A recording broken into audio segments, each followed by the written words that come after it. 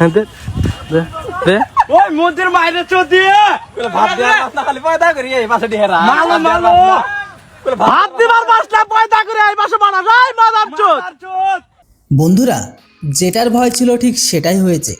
ভারত বাংলাদেশ সীমান্তে যা কিছু হয়েছে তা দেখে আর শুনে যে কোনো খাঁটি হিন্দুস্তানি রক্ত টকবগিয়ে ফুটে উঠবে। একটু ভাবুন, দেশের সীমান্তে দাঁড়িয়ে থাকা আমাদের বিএসএফের সাহসী জওয়ানদেরকেও প্রকাশ্যে দিবালোকে মা বোন তুলে জঘন্য জঘন্য ভাষায় গালিগালাজ করছে, তাদেরকে উস্কাচ্ছে, লাঠি দেখিয়ে দেখে যুদ্ধের চ্যালেঞ্জ দিচ্ছে ওপেন, তাও আবার কোথায়? আমাদের নিজেদের জমির ঠিক সামনে। এই অভদ্রতা আর এই দুঃসাহস অন্য কেউ নয়, বরং বাংলাদেশের উপদ্রবকারী দাঙ্গাবাজেরা করছে। আর সবচেয়ে লজ্জাজনক বিষয় কি জানেন? এই পুরো অভদ্রতার পিছনে খোদ বাংলাদেশের সীমান্তরক্ষী বাহিনী অর্থাৎ বিজিবির হাত ছিল, যারা ইচ্ছে করে হাজার হাজার মানুষের ভিড়কে জিরো লাইনের দিকে ঠেলে দিয়েছে। আজ এই ভিডিওতে আমরা ইতিহাসের পাতা উল্টাবো এবং সরাসরি মূল বিষয়ে কথা বলবো। শেষ পর্যন্ত বাংলাদেশিদের এই ছটফটানের আসল কারণটা কি? এটা কি কেবল একটি সামান্য সংঘর্ষ, নাকি এর পেছনে রয়েছে কোটি কোটি টাকার অবৈধ অনুপ্রবেশ, আন্তর্জাতিক ড্রাগ সিন্ডিকেট আর গরু পাচারের সেই কালো সত্য যা এখন পর্যন্ত আপনাদের থেকে লুকিয়ে রাখা হয়েছিল? আগামী 10 মিনিটে আপনারা যে সত্য জানতে চাইছেন বা চলেছেন তা শুনে আপনার হতভম্ব হয়ে যাবেন। তাই ভিডিওটিকে শেষ পর্যন্ত দেখবেন, কারণ আজ কথা দেশের নিরাপত্তা। তবে এগিয়ে যাওয়ার আগে এই ভিডিওটিকে অবশ্যই লাইক করুন, চ্যানেলটিকে সাবস্ক্রাইব করুন এবং কমেন্টে জানান যে আপনারা এই ভিডিওটি কোথায় থেকে দেখছেন এবং নিজের নাম ও শহরের নাম অবশ্যই লিখুন। এবার চলুন বন্ধুরা, সময় নষ্ট না করে বিস্তারিত আলোচনা করা যাক। তো চলুন প্রথমে বুঝে নেওয়া যাক সেদিন গ্রাউন্ড জিরোতে ঠিক কী হয়েছিল। আসলে ভারত বাংলাদেশের সীমান্তে একটি অংশ যেখানে ফেন্সিং অর্থাৎ কাঁটাতারের বেড়া দেওয়ার কাজ চলছিল, সেখানে হঠাৎ হাজার হাজার সংখ্যায় বাংলাদেশি নাগরিক জড়ো হয়ে যায়। তাদের হাতে লাঠি ছিল, পাথরের টুকরো ছিল এবং চেহারায় স্পষ্টভাবে ঘৃণাও ছিল। মাঝে একটি বড় খাল আর জলাশয় থাকার কারণে তারা এই পারে আসতে পারছিল না, কিন্তু সেখান থেকে তারা মাইক লাগিয়ে আমাদের বিএসএফ জওয়ানদেরকে এমন সব নোংরা নোংরা গালিগালাজ করছিল যে কোনো সাধারণ মানুষ শুনলে তার কান দিয়ে রক্ত বেরাবে। বন্ধুরা, এবার প্রশ্ন ওঠে যে আমাদের জওয়ানরা কি করলো? তারা কি চুপচাপ ছিলেন? তো বন্ধুরা, ভারতীয় সেনার বিএসএফের এই সহনশীলতার প্রশংসা করতেই হয়। তারা অসাধারণ সংযম দেখিয়েছে। তারা জানতেন যে ভারতের পক্ষ থেকে যদি একটিও গুলি চলে তবে বাংলাদেশিরা এটাকে আন্তর্জাতিক ইস্যু বানিয়ে এমনকি ভিকটিম কার্ড খেলবে এটাকে নিয়ে। কিন্তু প্রশ্ন তো এটাও যে এমন পরিস্থিতি তৈরি হলো বা কেন? আর এতে কি বিএসএফের কোনো ভুল ছিল? উত্তর হলো একদমই না। ভুল, লোভ আর চালাকি পুরোটাই পুরো বাংলাদেশের পক্ষ থেকে ছিল। এই পুরো ছটফটানির যোগসূত্র রয়েছে পশ্চিমবঙ্গের রাজনীতি আর সেখানকার ক্ষমতা পরিবর্তনের সাথে। যখন থেকে বাংলার ভেতরে বিজেপি সরকার এসেছে, শুভেন্দু অধিকারী মুখ্যমন্ত্রী পদে দায়িত্ব সামলেছে, তখন থেকে একটি কাজের উপরে সবচেয়ে বেশি কঠোর পদক্ষেপ নেওয়া হয়েছে, আর তা হলো অবৈধ বাংলাদেশকারী অনুপ্রবেশকারীদের বেছে বেছে বাইরে বের করা। সরকার গঠন হতে প্রায় 5 থেকে 6 হাজার অবৈধ অনুপ্রবেশকারীকে শনাক্ত করে পুনরায় বাংলাদেশি সীমান্তে ফেরত পাঠানো হয়েছে। আর ভারতের ভদ্রতা দেখুন, এদের ধরে জেলে পোরা হয়নি, বরং এদের বলা হচ্ছে আপনারা যদি বাংলাদেশের হন তবে নিজেদের পরিচয় জানান, আমরা আপনাদের পূর্ণ সম্মানের সাথে একটি টাকাও না নিয়ে আপনাদের সীমান্তে পৌঁছে দেব। এবার পরিসংখ্যানের গতিটা বুঝুন। ভারত ও বাংলাদেশের মোট 4096 কিলোমিটারের সীমান্ত রয়েছে।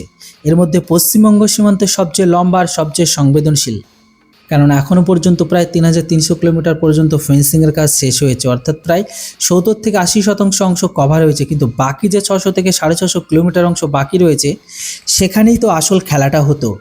সাম্প্রতিক রাজ্য সরকার তৎপরতা দেখে ফেন্সিংয়ের জন্য আরও 142 একর অতিরিক্ত জমি বিএসএফের হাতে তুলে দিয়েছে। আর যেমনই এই কাঁটাতার টানা শুরু হলো, বাংলাদেশিদের পেটে ব্যথা শুরু হয়ে গেল। ভাবুন, এখনও পর্যন্ত এই বর্ডারের অবস্থা কী ছিল? অনেক জায়গায় তো কোনো বর্ডারই ছিল না, একটি মাঠ রয়েছে, মাঠের এই পারে ভারত, ওই পারে বাংলাদেশ। কোনো সাধারণ মানুষ বুঝতেই পারতো না যে সে কখন ইন্ডিয়া থেকে বাংলাদেশে ঢুকে পড়েছে। শুধু রাস্তার কোথাও একটা পাথর রেখে দেওয়া হতো যে ভাই এটাই হচ্ছে সীমান্ত। তবে নিন্দনীয় বিষয় তো তখন সামনে এলো যখন এমন ঘটনা জানা গেল যে একদিকে ভারতের পুরুষ আর ওইদিকে বাংলাদেশের নারীর সাথে বিয়ে করে বসে আছে। এখন যখন কাঁটাতারের বেড়া দেওয়া হচ্ছে তখন মানুষ কান্নাকাটি করছে, আরে এখন তো আমাদের বউ নিজের বাপের বাড়ি কিভাবে যাবে? কিন্তু বন্ধুরা, আবেগ দিয়ে দেশের নিরাপত্তা চলে না। এই খোলা বর্ডারে আসল সুবিধা নিত অপরাধীরা এবং আন্তর্জাতিক ড্রাগ মাফিয়ারা। আপনারা কি জানেন এর পেছনে কত বড় নেক্সাস কাজ করছে? আফগানিস্তানের ভেতরে যে অবৈধ আফিম চাষ হয় তা পাকিস্তান পৌঁছায়। পাকিস্তান নিজে তো নেশায় ডুবেই রয়েছে, আর সেই ড্রাগসের চালান বাংলাদেশে পাঠায়। আর যেহেতু ভারত বাংলাদেশের বর্ডার খোলা ছিল, তাই বাংলাদেশের মাধ্যমে এই ড্রাগস আমাদের দেশের যুব সমাজের রগে রগে মিশিয়ে দেওয়া হচ্ছিল। কাঁটাতারের বেড়ে লেগে গেলে এই আরব দেশ ড্রাগসের ব্যবসা লুট হয়ে যাবে। শুধু তাই নয়, দ্বিতীয় বড় কালো ব্যবসা ছিল গরু পাচারের। আমাদের দেশের গরুকে মাথা মনে করা হয় এবং অনেক রাজ্যে গোহত্যা পুরোপুরি ব্যান, কিন্তু এখানে গরুর দুধ দেওয়া বন্ধ করে দিত। তখনই এই পাচারকারী তাদের অবৈধ পথে বাংলাদেশে পাঠিয়ে দিত। সেখানে সেগুলো চড়া দামে কাটা ও বিক্রি হতো। বিনিময়ে সেখান থেকে ড্রাগস ও জাল নোট ভারতে আসতো। এটি সেই সত্য যা সরকারগুলো খোলামেলা বলে না, কিন্তু দেশের অভ্যন্তরীণ ব্যবস্থাকে ভেতর থেকে খোকলা করে দিচ্ছে। এবার কথা বলা যাক সেই সবচেয়ে বড় বিপদের, যা আপনার এবং আমাদের অস্বস্তির সাথে জড়িত। বিবিসি নিউজ এবং দেশের বেশ কয়েকটি গোয়েন্দা সংস্থার মতে ভারতের ভেতরে এই মুহূর্তে 40 লাখ থেকে শুরু করে 2 কোটি অবৈধ বাংলাদেশি অনুপ্রবেশকারী বসবাস করছে। এটি কোনো ছোট পরিসংখ্যান নয়। অনেক ছোট দেশের মোট জনসংখ্যার এতখানি হয় না। বন্ধুরা, কিছু মানুষ অত্যন্ত সরলতা ও ফাঁপা সহানুভূতির সাথে প্রায়শই জ্ঞান দিতে চলে আসেন। তারা বলেন, আরে মশাই, গরিব মানুষ দুমুঠো অন্ন জোগাতে এসেছে, মেহনত মজদুরি করে খাচ্ছে, থাকতে দিন না, আমাদের কি ক্ষতি করছে? কিন্তু আজ আমি আপনাদের বলছি, নিজের চোখ খুলুন এবং একটু ঠান্ডা মাথায় একজন ট্যাক্সপেয়ার এবং একজন দায়িত্বশীল নাগরিকের মতন ভাবুন। এটি কোনো ছোটোখাটো মানবিক সমস্যা নয়, এটি আমাদের দেশের সম্পদের উপর সরাসরি ডাকাতি। এই অবৈধ অনুপ্রবেশকারীরা আমাদের দেশে এসে কেবল আইন ভাঙছে না, বরং ভারতের দরিদ্র বেকারত্বের ক্ষুধার্ত গ্রাফকে রেকর্ড স্তরে বাড়িয়ে দিচ্ছে। ভারত সরকার প্রতি বছর সংসদে দেশের বৈধ নাগরিকের জন্য যে বাজেট পাস করে, যা আপনার এবং আমাদের হাড়ভাঙ্গা খাটুনি ট্যাক্সের টাকায়, তার একটি অনেক বড় অংশ এই কোটি কোটি অবৈধ মানুষ গোপনে হজম করে যাচ্ছে। আমাদের দেশের আসল হকারদের, অর্থাৎ আমাদের নিজেদের গরিব ভাই বোন যারা বস্তিতে থাকেন, যারা রেল স্টেশনে দাঁড়ান বা সেখানে বসবাস করেন, তাদের অংশের বিনামূল্য রেশন, তাদের অংশের সরকারি হাসপাতালের বেড, তাদের অংশের বিনামূল্যের বিদ্যুৎ এবং পানের পরিষ্কার জল, এই সব অনুপ্রবেশকারীরা ফ্রিতে উড়িয়ে নিচ্ছিল। যদি এই অবৈধ মানুষদের চিহ্নিত করে সম্মানজনকভাবে কঠোরভাবে দেশের বাইরে বের করে দেওয়া হয়, তবে একটু ভাবুন, আপনাদের ট্যাক্সের প্রতিটি পয়সা সরাসরি আমাদের দেশের মূল নাগরিক, আমাদের দেশের কৃষক, আমাদের দেশের অসহায় মানুষের কাজে আসবে। তারা আরও ভালো রাস্তাঘাট, উন্নত শিক্ষা এবং কি ভালো চিকিৎসা পাবেন।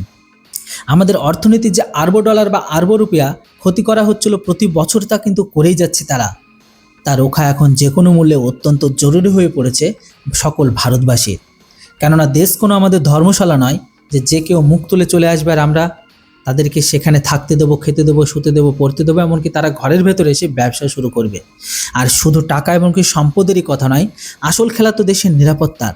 কেননা আমাদের এই ওয়েস্ট বেঙ্গলে তারা ডেমোগ্রাফিকে চেঞ্জ করতে চেয়েছিল। তাদের এজেন্ডা কি সেটা আপনারাও জানেন। ইতিহাস সাক্ষী আছে, যখনই ভারতের সাথে পাকিস্তানের উত্তেজনা বেড়েছে বা যুদ্ধ হয়েছে, তখনই এই খোলা ফেন্সিংবিহীন বর্ডারের সুযোগ নিয়ে এই অনুপ্রবেশকারীরা ভারতের অভ্যন্তরীণ অংশে এন্ট্রি নিয়েছে। তারা শুধু মজদুর হয়ে আসে না, কেননা এদের মধ্যে লুকিয়ে থাকে দেশদ্রোহী স্লিপার সেলস, যারা দেশের ভিতরে গিয়ে উপদ্রব সৃষ্টি করত, দাঙ্গা ছড়াতো এবং আমাদের ডেমোগ্রাফি স্ট্রাকচার অর্থাৎ জনসংখ্যার ভারসাম্যকে বদলে দিত। নিরাপত্তা সংস্থাগুলোর কঠোর নথি সাক্ষী দিচ্ছে যে পাকিস্তান থেকে ট্রেনিং নেওয়া ভয়ঙ্কর জঙ্গিরা সরাসরি পশ্চিম সীমান্ত দিয়ে না আসে, প্রথমে নেপাল, পরে বাংলাদেশের পথ ধরে আসতো। তারা বাংলাদেশের ঢিলেঢালা সীমান্তের সুযোগ নিত, এখানে সহজ অনুপ্রবেশ করতে এবং কি আমাদের দেশেরই শহরগুলোতে বসে বোমা ধামাকা মতন ষড়যন্ত্র রচনা করত।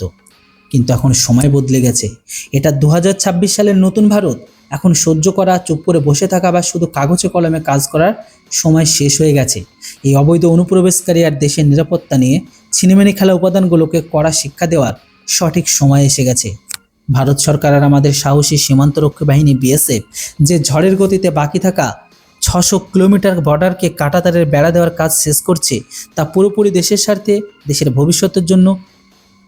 এবার আমার প্রশ্ন দেশের প্রতিটি খাঁটি নাগরিকের কাছে, যারা এই মুহূর্তে আমার কথাগুলো শুনছে। এই প্রশ্ন কোনো জাতি, ধর্ম বা রাজনীতির নয়। এই প্রশ্ন সরাসরি ভারত মাতার নিরাপত্তার। একজন খাঁটি আর অনুগত ভারতীয় নাগরিক হিসেবে আপনি এই পুরো গুরুত্বর বিষয়টিকে কিভাবে দেখছেন বা ভাবেন? দেশের সম্পদকে ফাঁপা করে দেওয়া এই অবৈধ অনুপ্রবেশকারীদেরকে অবিলম্বে চিহ্নিত করে এদের কি দেশ থেকে বের করে দেওয়া উচিত নয়? আমাদের সীমান্তে যে ফেন্সিংয়ের কাজ চলছে তার গতিকে আরও বাড়িয়ে দিয়ে 100% ফুলপ্রুফ করা উচিত নয়? যারা দেশের বর্ডার গার্ডে দাঁড়িয়ে থাকা আমাদের জওয়ানদের গালি দেওয়ার দুঃসাহস দেখায়, তাদের কি তাদের ভাষাতেই জবাব দেওয়া উচিত নয়? নিজের স্পষ্ট মতামত নিজে কমেন্ট বক্সে পুরো দমে অবশ্যই লিখুন। আপনাদের কমেন্টে বলে দেয় যে দেশের মুড কী। আর হ্যাঁ, ভিডিওটি শুধু দেখবেন না, এটিকে হোয়াটসঅ্যাপ, ফেসবুক, টুইটার সমস্ত জায়গায় এত পরিমাণে শেয়ার করুন যাতে দেশের শত্রুদের কাছে এই আওয়াজ প্রতিটি কোণায় পৌঁছায় আর বর্ডারে 0 ডিগ্রি তাপমাত্রা চিলচিলানি রোদে দাঁড়িয়ে থাকা আমাদের বিএসএফ জওয়ানদের মনোবল যেন সপ্তম আকাশ পর্যন্ত পৌঁছে যায়। আপনার যদি মনে হয় দেশের নিরাপত্তা সর্বাগ্রে, তবে এই ভিডিওটিকে এখন একটি লাইক দিন এবং এমন করা সত্য আর দেশ হিতৈষী খবরের জন্য আমাদের আপডেট ইন্ডিয়া চ্যানেলটিকে এখনই সাবস্ক্রাইব করুন। তো বন্ধুরা, দেখা হচ্ছে কথা হচ্ছে পরবর্তী একটি নতুন আপডেটে। Thanks for watching. জয় হিন্দ, বন্দে মাতরম।